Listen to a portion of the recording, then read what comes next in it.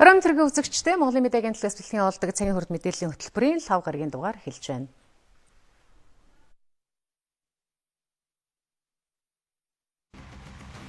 Тосон бомбын нурууг төрийн хамгаалтанд авахар хилэлцэж байна. Одоо тэр хөв туршуултын баян бүрдгээд маш сайхан бүрдүүд байгаа. Төрийн өндөр албан тушаалтнуудад хариуцлага тооцох тухай хуулийн төсөл байнгын хорон дээр дахин бүдрэрлээ. Сурагчдад шударга ёсны тухай хичээл орж эхэллээ. Тэр зөв зан үйл одоо сургах. Агарын бохирдлыг бууруулахад засгийн газар 5 тэрбум төгрөгийг төсвөлжээ. Үзэгч та бүхэн өнөөдөр манай цагийн урд мэдээллийн хөтөлбөрөөс эдгээр болон бусад мэдээний дэлгэрэнгүй хүлээн авч үзээрэй. Өмнөд Говь аймгийн 3 тэс сумын тосон бомбын нуруу сүүлийн үед уулуурхай нөлөөнд хүчтэй өртөж байгаа талаар орон нутгийн шүүмжлэлтэй хандаж байгаа. Говийн их дархан цаазд газартай хил залган оршдог тостын нуруу орчмоор улаан номонд орсон 50 орчим зүйлийн амтан 10 зүйлийн ургамал байгаа гэдэг судалгаа байдаг. Байгалийн өвөрмөц тогтоц ховор ан амтны үлгий болсон энэ газрыг улсын тусгай хамгаалтанд авах асуудлаар өнөөдөр салбарын яам болон мөн орон нутгийн иргэд судлаачдын байр суурийг илэрхийлсэн нээлттэй хэлэлцүүлэг зохион байгуулагдлаа. 3 тэс сумын нутаг дэвсгэрийн 3/1 нь тусгай хамгаалалттай газар нутагт ордог. Харин үлдсэн хэсэгт нь уул уурхайн үйл ажиллагаанаас болж сөрөг нөлөө бий болж байгааг тус сумын засаг дарга хэлэлцүүлгийн эхэнд танилцууллаа.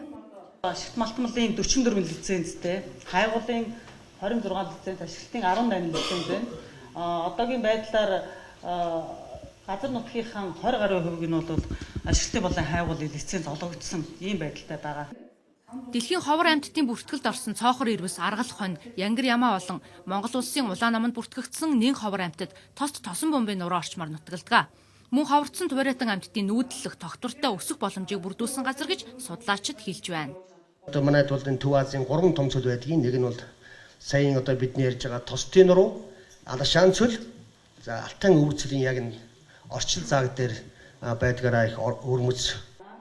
Дээрх газар нутгийг судалгаа шинжилгээний лаборатори эталон нутгаар сонгож, гадаад дотоодын хэд хэдэн байгууллага хамтран цоохор ирвэсний удаан хугацааны цогцлбор судалгааны ажлыг хийсэн байдаг.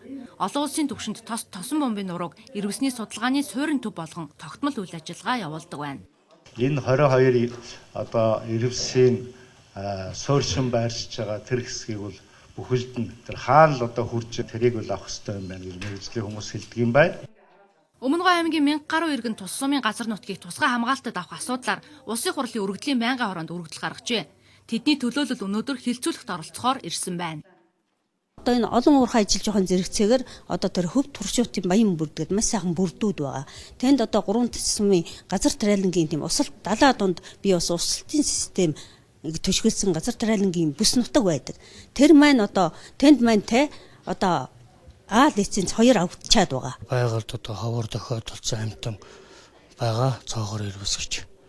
Тэрүүний талаар одоо ингээд ард түмэн маань мал уутай олон айл байдаг учраас байгаль газар шороог нь хөндүүлэхгүй унган байгалаар нь байлгая гэж хичээлийн тусгай хамгаалтанд орох гэж зорж ирсэн дээ. Өмнөд Говь аймгийн хамгийн баруун захын одоо тосвор багийн нутаг нь өөрөө баг Өмнөд Говь аймгийн хэмжээс төдийгүй улсын хэмжээнд хамгийн том газар нутагт тийм багийн төв байгаа. Хамгийн тэнд хамгийн зэлүүд байгаа, тэгсэн мөртлөө зэлэг амтан байгаа.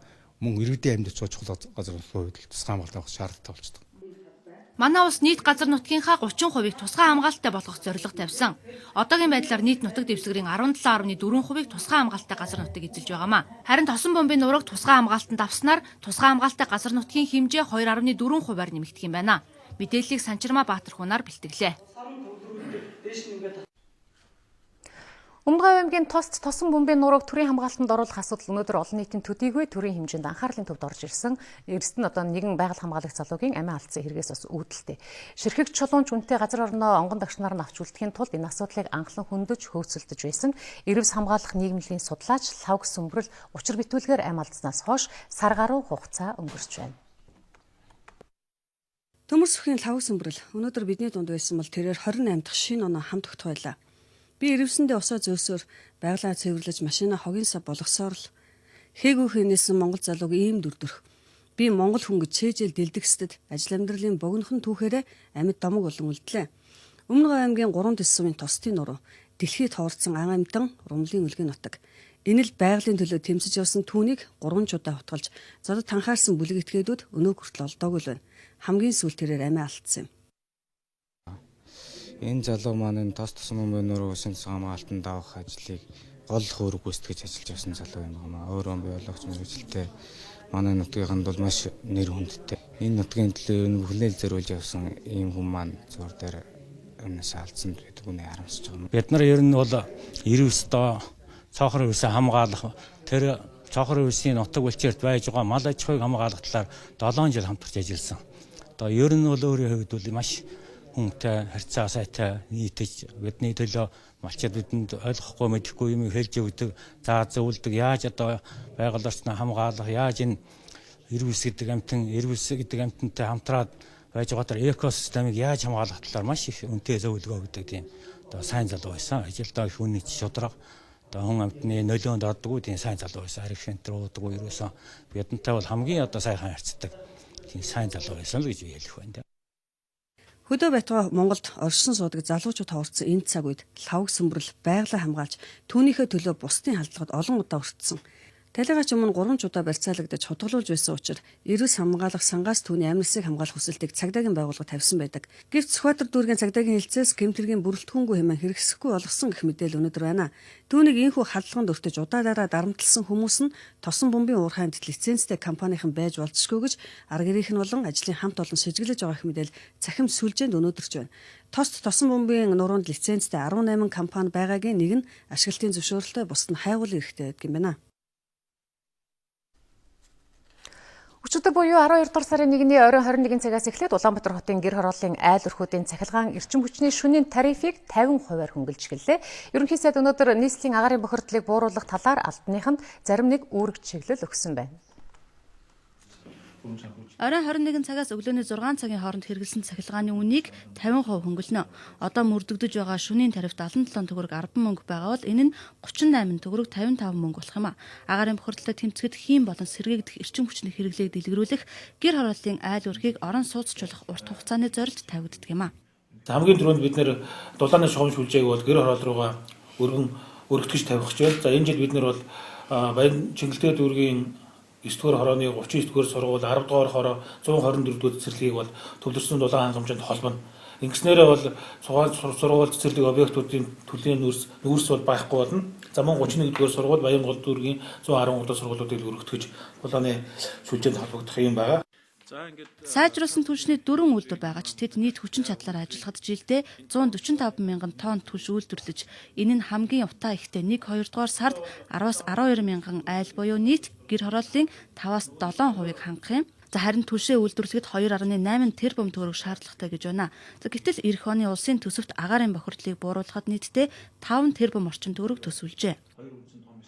Бодлогоор одоо цахилгааны дэмжсэний араас дахиад утаагаа янданга удаа бууруулах, дээрэс нь утаа баг харцсангүй баг гаргадаг шахмал түвшний хэрэглээнд бас одоо хамгийн агаарын бохирдолтойгоо эсгүүд дээр зохион байгуулалтаар орж ин хэрэглэгчдээр дэмжлэг үзүүлэх энэ чиглэлүүдийг хийх ажил дээр бол хот яам хоёр бол санаачтай ажиллая.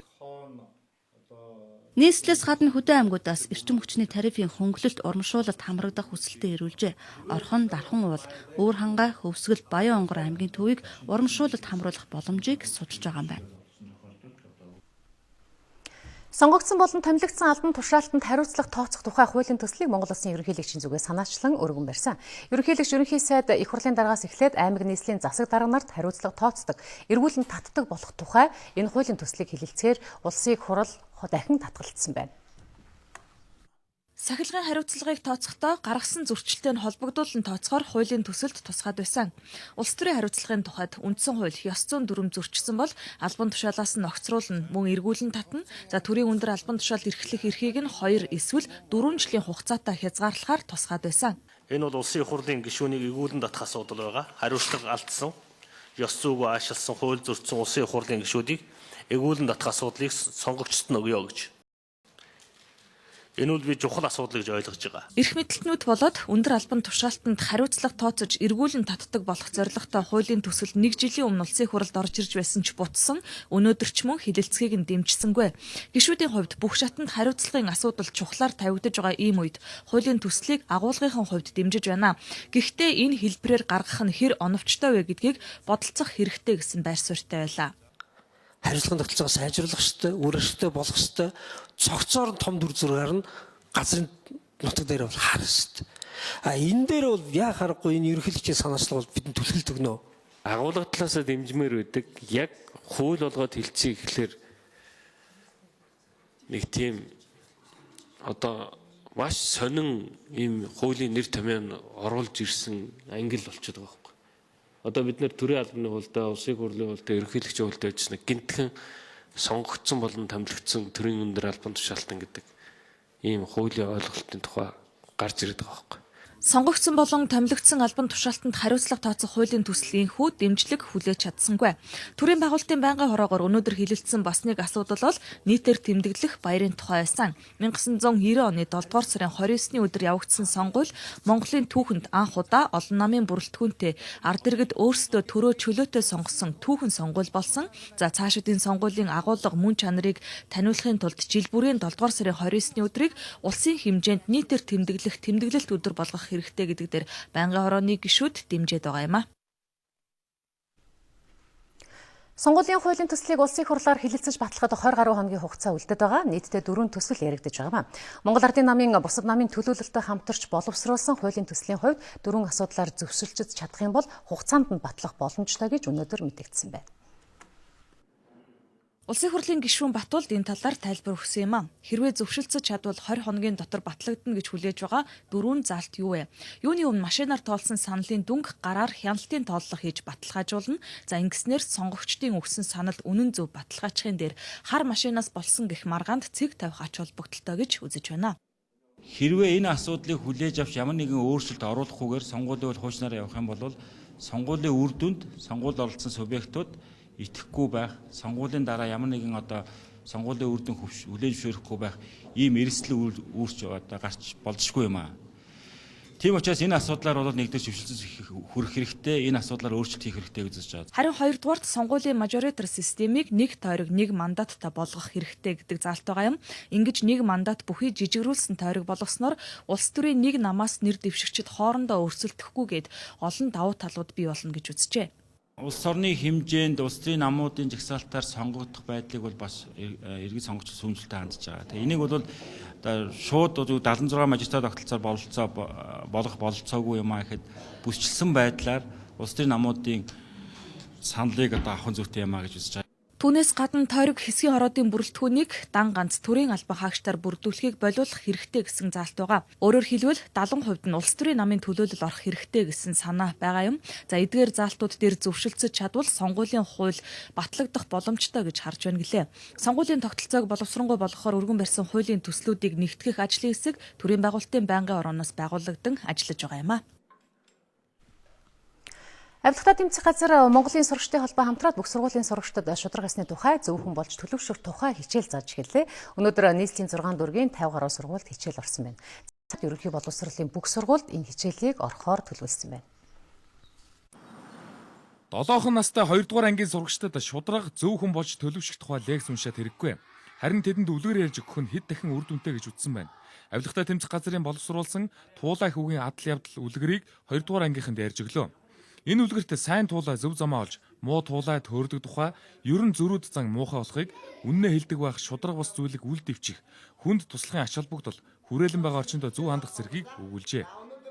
Жинхэр туулай худлаа ярихгүй үнэнгээ хэлдэг.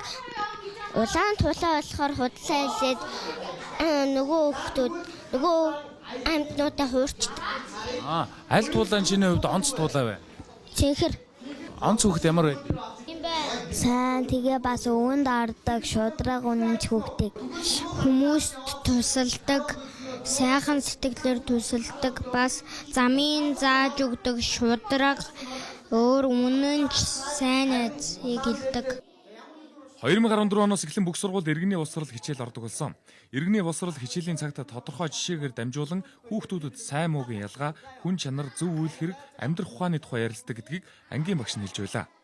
Тодорхой жишээн дээр амьдрал дээр болсон жишээн дээр эсвэл ирээдүйд тэрвээ чи энэ талаар юу гэж бодож байна? Энийг чи яаж өөрчлөх вэ? Шударга байхын тулд энэ чи яаж энэ дээр яаж хандах ёстой гэдэг ч юм уу. Яг тэр тухайн хичээлтэй холбоотойгоор ярилцлага, харилцан ярилцлага хичээл үнэхээр сайн ордог. Иргэний боловсрол хичээлийн цагтаа болсон сайн хэрэг. Гэхдээ энэ цагийг хүүхдүүдтэй загнаж, шийтгдэг, эсвэл материалог зүйл ярьдаг цаг болгож буруу ашиглаж байгаа зарим сургууль байна. Мөн сургалтын арга барил олоогүй. Хүүхдүүдийн оролцоог хязгаарласан байдлыг анхаарах шаардлагатайг хэлж байлаа. Ерөнхий боловсролын хичээлээс гадна хүүхдүүдийг тэр зөв зан үйл одоо сургах, тэр хүүхдүүдийг өөрийн зөв амьдралд дадлэгчлээ болгох, бие даан амьдрах чадвар сургана гэдэг бол маш чухал боловсрол. Олон улсад бол энэ бол нэгдүгээр зэрэглэлийн боловсрол гэж үздэг. Учир нь юу гэхээр тэр хүүхэд юуны төлөө математикийн хичээлийг сурж байгаагаа мэдэхгүйгээр математикийн хичээл орно гэдэг бол тэр хүүхдийг бол нэгсэндээ оюун санаанд бол маш том хохирол авчирч гэж үздэг. Тийм учраас өнөөдөр яг яамны зүгээс, бусад газрын зүгээс яг энэ тал дээр бол яг тийм томтой тогтолцоо хийж байгаа юм бол би бол тэр хангалттай биш гэж үзэж байна. За мөн сургуулийн орчинд интернет ухаалаг гар утсыг хориглох, PC тоглоом дондох байдлыг арилгах, сурагчдын холбоо, скаут болон идэвхтэй оролцооны бусад хэлбэрийг дэмжих гээд олон асуудал байгаа хэлж байлаа.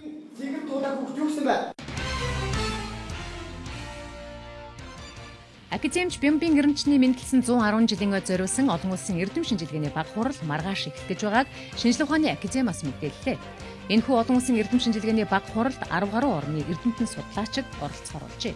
Бэлгүүн номч Бямбын эрдэмчин ард түмэндээ домог болон хүндлэгдсэн хэлбичийн эрх эрдэмтэн, зохиолч, сэтгүүлч, орчуулагч. Түүний бүтээл судалгааг гадаад дотоодын олон эрдэмтэд судалдгийг онцоллоо. Бэлгүүн номч Бямбын эрдэмчний мэндэлсэн 110 жилийн ой зориулсан олон улсын эрдэм шинжилгээний баг хурал Улаанбаатар хот болон Сэлэнг аймгийн төвд зохион байгуулагдана. Бүгд найрамд Хятад ард улсаас Монгол улсад суугаа онц бөгөөд бүрэн ирэхэд элчин сайд Син Хайн нь хоёр орны боловсролын салбарын хамтын ажиллагааг хөгжүүлэхэд чиглэсэн үйл ажиллагаагаа Отхон тэнгэр их сургуулиас эхлүүллээ. Тэрээр өнөөдөр Хятад хэлийг сонгон судалж байгаа Отхон тэнгэр их сургуулийн оюутнуудад өөрийн орны хэл соёлын талаар ихтгэл тавьсан байна. Мөн энэ үеэр өөрийн нэрмжид анхны тэтгэлгээ тус сургуулийн оюутан Мичид Мад гардууллаа. Манай улс ганцхан сарын хугацаанд нэмэн үртгэхийн албан татврын 5-6 сая ширхэг төлбөрийн цаасан баримт үйлддэг. Тэгвэл 2016 оны 1 сарын 1-ээс нэмэн үртгэхийн албан татврын цаасан патан шаардлага болох нэ. Учир нь татврын албан ёсны төлбөрийн баримт хэвлэх цахим хуудсыг өнөөдрөөс эхлээд 1 сарын хугацаатай туршихаар болсноо татврын ерөнхий газраас танилцууллаа. Эх оны 1 сарын 1-ээс иргэд худалдан авалт бүртээ баримт шаардаж нэмэн үртгэхийн албан татвараас 2% нь буцааж авах боломжтой болж байна. Эрдэнэ чимэг гэх Монгол бүсгүйн бүтээл Швейцарын Victorinox компаниас зарласан дизайны уралдаанд оролцож байгаа талаар бид өмнө мэдээлж байсан. Харин түүний бүтээсэн Victorinox хутганы дизайн шилдэг бүтээлээр шалгарсан байна. 10 дугаар сард зарласан дизайны уралдаанд олон улсын уран бүтээлчдээс нийтдээ 1024 бүтээл ирснээс Монгол бүсгүйн гаргасан загвар энэхүү шилдгээр шалгарч амжилт үзүүлсэн байна. Төрийн орон сууцны корпорацийн захиалгаар баригдсан 1620 ойлын орон сууцны буян тухай 2 хороолол улсын комисс ажиллаж эхэллээ. Комиссоос ямар нэгэн үүрэг даалгавар өгвөл барилга барьж байгаа компаниуд 7-оос 10 хоногийн дотор шаардлагатай нэмэлт үйлчилгээ хийдэг. Улсын комиссийн акт шуурхаа гардаг учраас энэ ондоо багтаан буян тухай 2 хорооллынхан шинэ орон сууцнд орно гэж Төрийн орон сууцны корпорациас мэдээллээ. Оюут толгойн далд уурхаан бүтээн байгуулалтын эдийн засагт үзүүлэх нөлөө ямар байх вэ? Бичил ургачдын 3/1 нь аль биесны зөвшөөрөлтөй байна. Инх хөслөх зан заншил ЮНЕСКОд бүртгэлээ. Эрдэмтэн судлаачид 3.4 тэрбум төгрөгийн тэтгэлэг хүртлээ. Оюут толгойн ордны нийт нөөцийн 80%-ийг далдуурхан аргаар олборлох шаардлагатай гэсэн тооцоолол байдаг. Далдуурхан бүтээн байгуулалт 2 жил гаруй хугацаанд зогсон гойдолтой байгаа. Оюут толгой компанийн хувьцаа эзэмшигчид далдуурхан бүтээн байгуулалтын төлөвлөгөөнд гарын үсэг зурснаар энэ ажил урагшлахаар болсон. Манай сурвалжлагч Батбаяр, зураглаач Ишт Оржнаар оюут толгойн далдуурхаагаас дараах сурвалжлагыг бэлтгэсэн юм. Далдуурхан бүтээн байгуулалтын төлөвлөгөөний дагуу энэ ондоо багтааж олон улсын томоохон 14 банкнаас 4.2 тэрбум $, санхүүжилт босгохоор болсон. Ингэснээр 2 жил хүлээгдсэн далдуурхан ажил эх оны 2 дугаар улирлаас эхлэхээр болж байгаамаа. Одоогоор далдуурхан дотор барилга бүтээн байгуулалтын ямар нэг үйл ажиллагаа явагдаагүй. Уурхай дотор ханийн хүчтгэл, машин механизмын засвар үйлчилгээ зэрэг бэлтгэл ажлууд л хийгдэж байна. За би яг одоо газрын гадаргаас доош 1300 метрийн гүнд байна. Миний зогсож байгаа хонгил бол 16 км үргэлжилдэг. 2016 оны 2 дугаар улирлаас оюутлогын далдуурхан бүтээн байгуулалт эхэлснээр энэ хонгил бол 200 км үргэлжилнэ. Энэ далдуурхан бүтээн байгуулалт эхэлснээр 5-7 жилийн дараа оюутлогын үйлдвэрлэж байгаа баяжимлын хэмжээ бараг 3 дахин их болно гэсэн тооцооллыг хийсэн юм байна. Экспортод гаргаж байгаа бүтээгдэхүүний тоо хэмжээ өснө гэдэг нь манай улсад төлж байгаа татвар дотоодын худалдаа авалт болон ажлын байр тэр хэмжээнд нэмэгдэнэ гэсэн үг. Мөн том төслийг дагаад бусад төслүүдийг урагшлуулах боломж хөрөнгө оруулагчдын итгэл нэмэгдэнэ гэд эдийн засгт олон эргэн үр дүн гарна гэж эдийн засгчид үзэж байна. Оюутлогын гэрээний татврын орчны өнөөгийн нөлөөллөөр бол оюутлагаас орж ирж байгаа татврын хэмжээ 3-400 тэрбум төгрөг гэж яригдж байгаа. Энэ нь бол 1.80 орчим төгрөгийн татврын нөлөөлөлтөй болно гэсэн үг. Тэгэхээр энэ утгаар нь харах юм бол ерөнхийдөө 3-4 жилийн дараагаас бүрэн хүчин чадлаар ажиллаж чадвал Монгол улсын эдийн засагт маш том нөлөөлөл үзүүлнэ. Мөн дагалдах дам нөлөөллүүд бол байна. Гадныхан одоо яг хараа сууж байгаа хөрөнгө оруулалт хийх үү байх уу гэд. Тэр хүлээлтэн дээр бол энэ ажиллагаанд орох юм бол эерэг нөлөө үзүүлнэ. Тэгэхээр гаднаас хөрөнгө Монгол руу орж ирэх бас эерэг одоо гарц нэгдэх талтай. 2010-2011 онуудад том төслийн хөрөнгө оруулалт эдийн засгт ямар үр ашиг авчирдгийг бид харсан. Ирэх жил гэхэд 70 бүтээн байгуулалтын ажлыг ахин эхлүүлэхтэйг холбоотойгоор 1.2 тэрбум доллар манай улсад орж ирэх тооцоо байгаа. Манай улсын эдийн засаг томоохон уурхаануудаас гадна бичил уурхай эрхлэгчдэд ч тодорхой хувь нэмэр оруулах боломж байгаа. Үүний тулд тэдний үйл ажиллагааг албажуулах шаардлагатай байгаа юм байна. Өнөөдрийн байдлаар манай улсад 20 мянга гаруй бичил уурхай эрхлэгчид байдаг. Тэдний ердөө 7 мянга нь албачиж улсад татвараа төлж эрүүл мэндийн тусламж үйлчилгээг авдаг юм байна. Энэ бол хангалтгүй үзүүлэлттэй. За өнөөдөр энэ асуудлыг хэрхэн шийдэх гарц шийдлийг эрэлхийлсэн үндэсний чуулга уулзалт зохион байгуулагдлаа. Бичил уурхай эрхлэхдээ орон нутгаас албан ёсоор зөвшөөрөл авах нь тухайн хүний амнаас эрүүл мэндийг хамгаалж нийгмийн тусламж үйлчилгээ авах боломжийг нээж өгдөг. Бас байгаль орчноо нөхөн сэргээж хамгаалах гол хөшүүрэг болдгийг тэдний төлөөлөл хэллээ.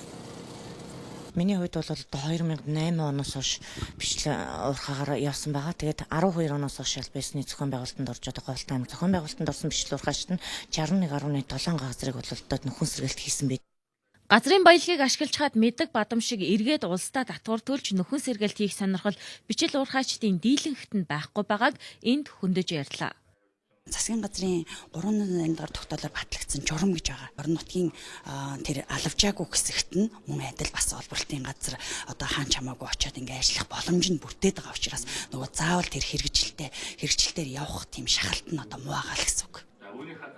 Амьдрал дээр байгаа яг ийм бэрхшээлийг шийдэх нэг гарц нь энэ чиглэлээр үйл ажиллагаа явуулдаг иргэний нийгмийн байгууллагуудын саналыг төрийн байгууллагууд нь сонсч шийдвэртээ тусгадаг байх. Хуулиар далаалгахын оронд улсад татвар хураамжаа төлөөд хууль ёсоор олборлолт хийх нь ямар ач холбогдолтойг ухуулан сурталчлах нь чухал гэж энэ чиглэлээр олон жил ажиллаж байгаа Швейцарын хөгжлийн агентлагийн төлөөлөл хэлж байгаа юм а. Бичил уурхай эрхэлж байгаа иргэдийн ихэнх нь тухайн орон нутагтаа бүртгэлгүй байдаг. Орон нутагтаа бүртгэлгүй байдаг учраас тухайн орон нутгийн засаг захиргаануудаа хайхрамжгүй ханддаг. Манай нутгийн иргэд биш ээ, манай харьяаны иргэд биш ээ. Энэ компаниуд нь өөрснөө одоо бичил уурхай хэлбэрээр өөрөөр хэлбэл хууль бусаар тухайн ордуудаа ашиглаж байгаа ийм үзэгдлүүд ажиглаж байгаа. Тэгэхээр энийг бол хууль ёсны болгож яг байгаль орчинд нөлөөлөхөөргүй хэсэг нь бол гэрээний хүрээнд дээр бол ашиглах боломжийг нээж өгч байгаа. Бичил уурхай эрхлэгчид өнгөрсөн 10 сарын хугацаанд улсад 5 тонн алт тушааж 10 тэрбум төгрөгийн татвар төлжээ. Өнгөрсөн онд 177 га газрыг нөхөн сэргээсэн гэсэн тоо баримт байна. Өөрөөр хэлбэл тэд эдийн засагт ч гэсэн тодорхой хувь нэмрээ оруулж байгааг албаныхан онцолсон юм а. Эдийн засагт эерэг нөлөө үзүүлэх бас нэг боломж бол хуримтлал байдаг. Нэг өрг сарда 50 мянган төгрөгийг хуримтлуулж чадах юм бол 10 жилийн дараа 13 сая төгрөгийн хуримтлалтай болох нь.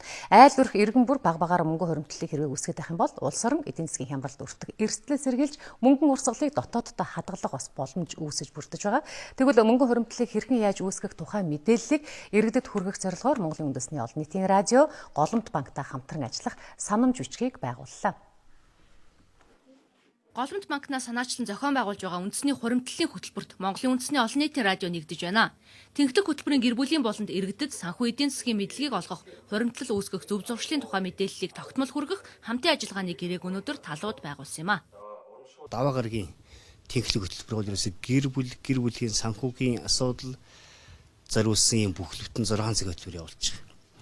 Тэгэхээр хуучин бол яг одоо ингээд санхүүгийн эдийн засгийн хөтөлбөр гэж явдаг байсан. Яг бид нар хүнд зориулсан том бодлого ирээд байдаг байсан болохоос биш яг хүний хэрэглээнд зориулсан ийм бодлого бол их явуулж байгаагүй. Тэгээд өнөөдөр бол өсөө тийм хуримтлалтай болох нь бол хуримтлалтай болох. Дээр нь мөнгийг зөв зарцуул сурах нь бол залуучуудад ялангуяа маш чухал юм байна.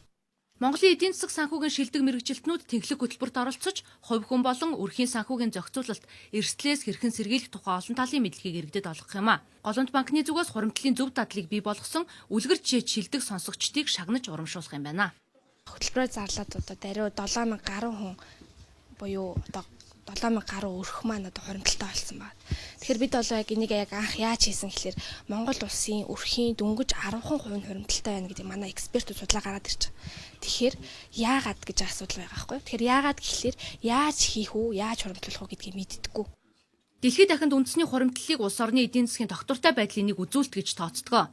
Тухайлбал Америкийн дундаж өрх орлогынхоо 5-6% хуримтлуулж, дотоодын нийт бүтээгдэхүүний 17% үндэсний хуримтлал бүрдүүлдэг байна. Харин Хятадд үндэсний хуримтлал 2013 оны байдлаар дотоодын нийт бүтээгдэхүүний 51%-тай тэнцэж байгаамаа. Дээд боловсролын байгууллагын хөгжлийг дэмжих 18 төсөл эрдэмтдийн судлаачдын 60 төсөлд нийтдээ 3.5 тэрбум төгрөгийн тэтгэлгийг олголоо. Энэ бол Монгол эрдэмтдийн бүтээл дэлхийд өрсөлдөж үндэсний ихтэй сургуулиудын бэлтгэсэн боловсон хүчин олон улсын хөдөлмөрийн зах зээлийн эрэлтэнд нийцэх чухал алхмуудын нэгэ гэж салбарын сайд нь онцолсон юм а. Боловсрол соёл шинжилгээ ухааны яам дээд боловсролын хөгжлийг дэмжих төслийг Азийн хөгжлийн банкны хөнгөлөлтөө зээлээр 2012 оноос эхэлж хэрэгжүүлж эхэлсэн байдаг. Хамгийн олон буюу 4 сая 300 мянган толгой малтай Архангай аймагт бэлчээрийн дац 1.8 дахин хэтэрсэн. Энэ мэт олон шалтгаанаас үүдэн доройтолд орсон хөрсийг нөхөн сэргээх дэмүүгэнцэр ашиглах аргыг Хөдөө аж ахуйн их сургуулийн эрдэмтэд боловсруулсан байна. Энэ төсөл тэтгэлэгт багтжээ. Доройтсон бэлчээрийг одоо микоризыг ашигласнаар бол зүгээр ургамлыг одоо хөрсөнд ургуулаас гадна доороос нь бас мөн үнцийг хөгжүүлэхийн тулд микориз маш хэрэгтэй байдаг. Дэлхий дээр хорт хавдрын улмаас жилд 10 сая хүн нас орж байна. Тэдний 70% нь эрт онцлог үгээс болдгоо. Тэгвэл хорт хавдрын эсийг генийн төвшөнд нь математик аргаар эрт онцлох судалгааны ажилд 28 сая төгрөгийн тэтгэлэг олгосон байна. Хүний биед байгаа 30 мянга орчим генийн яг алинд нь орсон яг ямар өөрчлөлт цаашдаа хорт хавдрыг үүсгдэг тухай. Энийг хэрвээ урдчлаад мэдчих юм бол бид нар хорт хавдрыг эрт үед нь онцлох цаашдаа эмчилгээний чиглэлийг тодорхой болгох. Яг тэдэнтэй адил нийгмийн эдийн засгийн тулгамдсан асуудлыг шийдвэрлэхэд гарцуулах олон шинэ нээлтүүд эрдэмтдийн ширээн дээр эсвэл лабораторид санхүүжилт хүлээж цэвэрдэг. Тэгвэл өнөөдөр 60 төсөлд 1 тэрбум 662 сая төгрөгийн тэтгэлэг олголоо. Мөн хөдөлмөрийн зах зээлийн эрэлтэнд нийцсэн дэлхийд өрсөлдөх боловсон хүчин бэлтгэх зорилготой ихтэйд сургуулиудын 18 төсөл нийт 1 тэрбум 798 сая төгрөгийн тэтгэлэг хүртсэн юм а. Талхач ихэр компани бүтээгдэхүүн үйлдвэрлэлдээ олон улсын стандартуудыг нэвтрүүлэхээр 2014 оноос эхлээд ISO төслийг эхлүүлсэн байдаг. За энэ төсөл үр дүнд хүрч өнөөдөр ISO 9001 олон улсын чанарын удирдлагын гэрчилгээг гартаа авлаа. Талхач ихэр хувьцаат компани 1984 онд талхач ихрийн комбинат нэртэйгээр байгуулагдсан. Өнөөдөр 4 үйлдвэрийн 700 гаруй ажилтнтай болж өргөгдсөн байна. Талхач ихэр компани 2015 оныг чанарын жил болгон зарлаж ISO 9001 олон улсын стандартыг нэвтрүүллээ. Манай бүтээгдэхүүн баталгаажигдлаа гэдэг нь нотлогдож байна. Дээрээс нь хүнсний аюулгүй байдлын стандарт 22 мянгаыг одоо нэвтрүүлэхээр бид нар ингээд төлөвлөж штэ 16 оноос. Тэгэхээр энэ стандартыг иж бүрэн хэрэгжүүлсэн тохиолдолд бид нар бүтээгдэхүүнээ гадаадд экспортод гаргах бүрэн боломжтой. Яагаад ингэж байгаа юм гэвэл энэ олон улсын чанарын удирдлагын стандартын хамгийн одоо суур стандарт нь энэ ISO 9001 юм байна. За талхач ихэр хувьцаат компани олон улсын чанарын стандартын хамгийн сүүлийн үеийн шаардлагуудыг хангах чиглэлд төсөл хэрэгжүүлж ажиллах юм байна. За энэ үйлдвэр талх нарийн бов, ялуу, жигнэмэг, зөөлөн чихэр зэргийг үйлдвэрлэж 3000 гаруй цагт түгээлт хийдэг төдийгүй Улаанбаатар хотоос гадна Төв аймаг, Дархан, Эрдэнэт, Сэлэн зэрэг газруудад бүтээгдэхүүнээ нийлүүлж байна.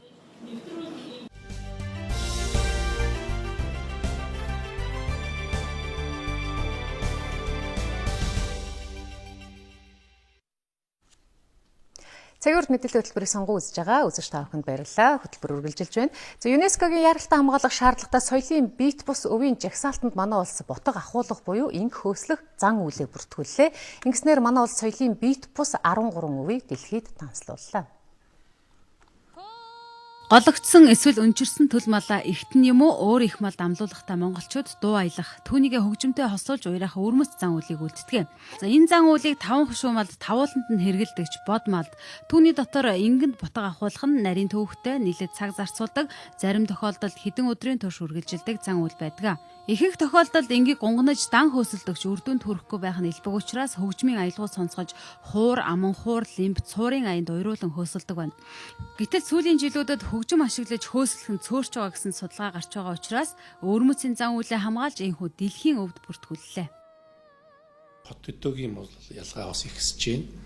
За энэ дуулж хуурддаг асуудал маань бас ихэнхдээ бас хот руугаа шилжиж хахад нөгөө хөөсөлдөг одоо цаг үйл маань өдөөнөө үлдчихэд. Гэтэл энэ хоёрын бол хоршил бол бас алдагдаж байна. Тийм учраас энийг бид нар дөрвтэй харалтай авран хамгаалах үүднээс дахиж одоо илүүлэх ийм ажил хийх ёстой. ЮНЕСКОгийн соёлын бие тус өвийг хамгаалах конвенцийн засгийн газар хоорондын хорооны энэ удаагийн хуралд Монголоос гадна Колумб, Португал зэрэг улсуудын 8 өвийг яаралтай хамгаалах хувьд нэр дэвшүүлсэн ч 5-ыг нь л бүртгэж авчээ.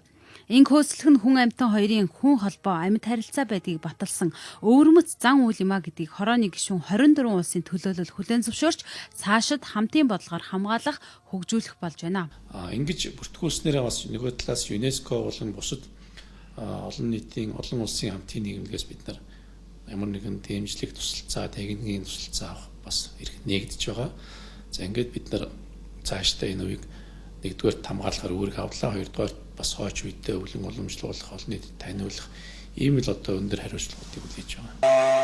Манай улс нийтдээ 13 дахь хувь ЮНЕСКОд бүртгүүллээ. Түүнээс 6 нь буюу лимбчдийн битүү амьсгаа, Монгол туйл, бие биелгээ, цуурын уламжлалт урлаг, Монгол уран бичлэг тус бүр ЮНЕСКОгийн яаралтай хамгаалах өвд данстай боллоо. Тоо толгойн нэг хэсэг эрс буурсан тэмээн сөргөө өсгөж үржүүлэхийн тулд малчтаасаа эхлээд төрийн бодлогын хэмжээнд ажиллаж байгаагийн нэг илэрлэл нь их говийн Тэмээний баяр юм а. Говьалтай аймагт Тэмээний баярыг 10 дахь жилдээ зохион байгууллаа. Хүнс үдээ аж ахуйн яам, Алтан хөгжил 21-р зуун төрийн бус байгууллагууд хамтраад зохион байгуулсан энэ баярт баруун бүсийн Говьалтай, Ховд, Баян хонгор, Завхан мөн Өмнө Говь аймгийн нийтдээ 400 гаруй тэмээчид оролцлоо. Тэмээний баярыг анх 2000 оноос эхлэн Говьалтай аймгийн зарим сумд тэмдэглэж эхэлсэн. Тухайн үед Говьалтай аймгийн тэмээн сүргийн тоо 1990 оны өмнөх үеэс 3 дахин буурч 18,000 хүрээд байсан юм а. Тэгвэл сүүлийн 10 жил дараалан тэмээний баярыг зохион байгуулсны хүчинд тоо толгой нь өсч 36,000 тэмээтэй болоод байгаа юм а. Цаашид тэмээний түүхийдийн үннийг өсгөх тал дээр анхаарч ажиллах хэрэгтэйг улсын хурлын гишүүн дашторч хэлж байна. Хоромгийн асуудал дээр анхаарлаа хандуулж Монгол хүний эрүүл амьдрах ялангуяа энэ вөөрний чиглэлийн улсуудад бол бас тодорхой хэмжээний эм том болоод явчих хэмжээнд нь судалгаа хийж байгаа эрдэмтэн докторуудыг бол бас дэмжих асуудал дээр. За 3 дугаар асуудал нь бол ерөөсөө энэ тэмээн соёлыг дэлгэрүүлэх асуудал. Их говийн тэмээний баяр 2015 наадам тэмээн парадаар эхэлсэн. Говьалтай аймгийн 18 сумын төлөөлөл мөн оролцогч аймгийн тэмээчид орон нутгийнхаа онцлогийг харуулж Алтай хотын төв талбайгаас цэнгэлд хүрээлэн хөртөлж явсан юм а. Их говийн тэмээний баярын үеэр тэмээтэй ганган хос, үржлийн шилмэл, инг буур шалгууруулах тэмцээнээс гадна буйл зорох, бурандаг томох тэмээчдийн буухай тэмцээн болсон юм а. Байгалийн тэмээн зургийг бас тоотлогыг нь өсгөх, унлаг эдлэгэнд ус хэрэглэх тал талын бүрэн ашигтай энийг бол жил болгон зохион байгуулж бол малдааж намхан хүнэнж идэлж хоол явахтайг сайн. Тэмээч нь бол одоо сүүний ашиг шим зуд дурханд бол одоо асар төсвөртэй. Ноос ус одоо бол өндөр үнэтэй. Одоо дулаан ийм энэ. Тэмээний баярын хамгийн сонирхолтой хэсэг бол хурдан атны уралдаан байлаа. 5 аймгийн 124 ат 12 км-ийн зайд уралдсан юм а. Өмнө Говь аймгийн Сэврэ сумын тэмээчин Орхон туулын Хөх ат 22 минутанд энэ зайг туулж говийн бүсийн хурдан ат болохоо харуулсан.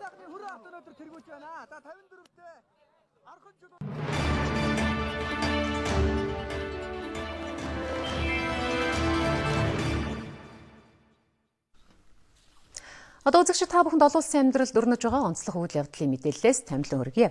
Өчигдөр Умард Атлантын цэргийн эвсэл НАТОгийн гишүүн орны гадаад хэргийн сайд нарын 2 өдрийн уулзалт Бельгийн нийслэл Брюссел хотноо эхэлсэн байна. Эхний өдрийн уулзалтаар талууд исламын улс бүлэглэлийн эсрэг цэргийн ажиллагааны үр дүнгийн талаар мөн Туркийн хилийн аюулгүй байдлын асуудлыг хөндөж хэлэлцсэн байна. Уг хэлэлцээрийн үр дүнд уулзалтанд оролцогчид иргэний дайны хямралд нэрвэгдсэн сэртэй хил залгаа Туркид агаарын хилийн хамгаалтаа чангаруулахад нь дэмжлэг үзүүлэх шаардлагатай гэдэг дээр санал нэгдлээ. Энэ зорилгоор НАТО 2013 онд Туркийн сэртэй хил залгаа өмнөд хилд пуужингийн халдлагаас эсэргүүцэн хамгаалах систем суурилсан. Гэхдээ энэ системийг цэнэглэгч пуужингаа Америк нэгдсэн улс Герман эргүүлэн татснаар одоо зөвхөн Испанийн ганц пуужин үлдсэн. Иймээс энэ систем төдийлөн үр ашиггүй болоод байгаа юм байна. Үүнтэй холбогдуулаад Туркийн агаарын хилийн хамгаалтыг сайжруулахын тулд Америк нэгдсэн улс Балканы болон тагнуулын онгоцуудаа Турк дахь НАТОгийн Инжирлийг агаарын хүчний баазад байрлуулсан. Үүн дээр нэмээд НАТОгийн шийдвэр албан ёсоор батлагдсны дараа Их Британи улс өөрийн нисэх онгоцуудаа Турк руу илгээхээ мэдэгджээ. Герман, Дани улс мөн энэ зорилгоор газар дундын тэнгисийн зүүн хэсэгт байрласан НАТОгийн хөлөг онгоц дээр нэмж хөлөг онгоцуудаа илгээхээр болсон байна. Гэхдээ НАТОгийн гишүүн Турк улсын агаарын хилийн хамгаалтыг инхүү чангатгаж байгаа нь Турк Оросын Балканы онгоцыг хилд нэвтэрсэн гэж үзэж сөнөөсөн хэрэг явдалтай огт холбоогүй. Өмнө нь олон жил яригдж байсан асуудал болохыг НАТОгийн ерөнхий нарийн бичгийн дарга онцлон мэдэгдсэн байна.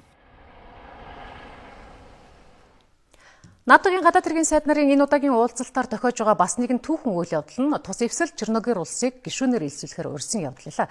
2009 онд Серб, Албани улсыг игнэндээ нэгтгэснээс хойш 6 жилийн дараа НАТО энэхүү зүүн Европоос дахин нэг шинэ гишүүн илсүүлэхээр шийдвэрлсэн байна. Черногор улс НАТОд илсвэл Балканы хоогийн тогтвортой байдал замнал хийлнэ гэж үзэн эсэргүүцэж байгаагаа Оросын холбооны улс удаадараа илэрхийлж байсан. Гэвч Оросын энэ илэрхий дургуутслыг үл харгалзаж НАТО тус улсыг гишүүнээр илсүүлэхээр зорьсон байна. Черногор 650 мянган хүн амтай 2000 идэвхтэй гишүүн бүхий цомхон цэрэг аримтай улсан. Тус улсыг өөрийн игнэнд нэгтгэхийн ач холбогдол нь Орос НАТОгийн эвслийн үргэлжин тэлэлтийг хориглож чадахгүй гэдгийг харуулах зорилготой гэж зарим шинжээч тайлбарлаж байгаа. Гэхдээ Черногор улсын ард иргэд НАТОд элсэх тухайд хоёрдмол байр суурьтай байгаа юм байна. 1999 онд тус улс Югославийн бүрэлдэхүүнд байхад өрнөсөн Косовогийн дайны үеэр НАТО Черногорыг бөмбөгдөж байсан гашуун түүх байдаг. Үүнээс гадна 2006 онд Черногор Сербээс өргөх тусгаарласнаас хойш Оростой хийх худалдаа болон жуулчлаас олох ашиг орлого эрс нэмэгдсэн. Гэхдээ тус улсын одоогийн засгийн газар сөрөг хүчний зарим нам эвслийн саналыг үл харгалзан энэ асуудлаар бүх нийтийн санал хураалт зохион байгуулахгүй байх төлөвтэй байна. Мянмарын шинэ парламентын гишүүд ирэх 1-р сард ажил үргээ хүлээж авах нэ. Үүнтэй холбогдуулаад өнөөдөр сонгуульд үнэмлэхүй ялалт байгуулсан ардчлалын төлөөх үндэсний холбоо намын тэргүүн Ан Сан Сүү Чи ерөнхийлөгч Цэн Сянтэй уулзаж засгийн эрхийг тайван байдлаар шилжүүлэх асуудлаар санал солилцсон байна.